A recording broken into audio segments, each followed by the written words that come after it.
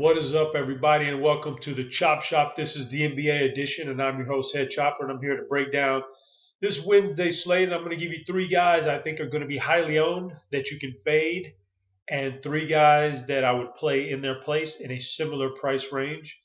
And it's all about your risk tolerance here. In tournaments, you got to take chances. You got to fade guys, and you got to play guys that make you feel a little bit more uncomfortable in order to cash real high and hope you hit it on the right night and the things break your way, and that's how you win tournaments. So that being said, let's get on to it. We can get up to the high price here.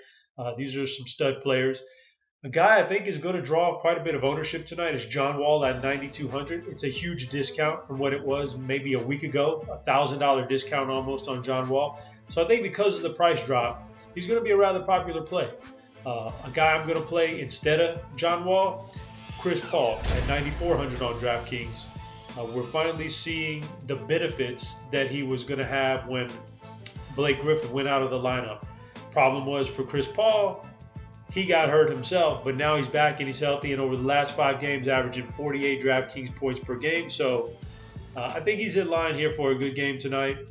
He's the guy I want to play in this price range over John Wall. Hopefully the ownership on Chris Paul down a little bit.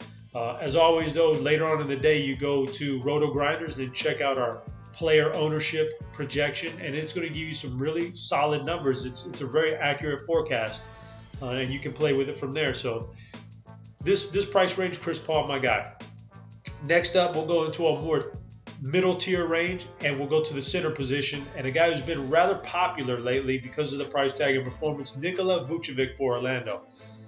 So 6,600 is a little bit of an increase over what it has been lately, but not very much. And just like I said, I've been noticing the ownership on him is rather high for the most part, especially on games, slates like tonight where you've only got about 7 games. And so I think he'll be a popular option. A guy I'm looking at instead saves you 600, but it's not even the price tag I'm worried about saving. It's the ownership and the upside. It's Marcin Gortat at 6K. The good thing about him tonight, fantastic matchup. When I go to the RotoGrinders defense versus position matchup chart, which is put out every day, you'll see that he ranks at the top of starting centers, guys who play center primarily, and they start and are options for their team. He's at the top here, 106.9 DVP difference.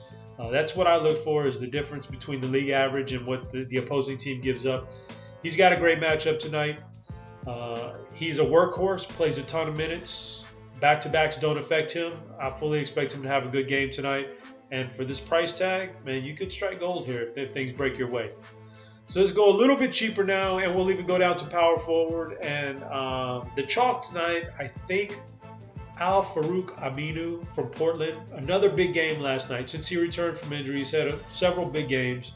Still priced pretty low. I think he's going to be a popular play tonight. He was last night.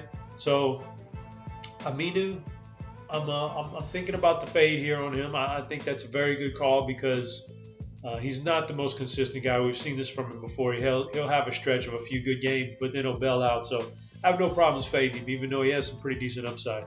A guy I'm looking at tonight in the NBA at this price range, at this position, Ryan Anderson for Houston. This guy will more than likely be less than 3% owned, very super low owned player.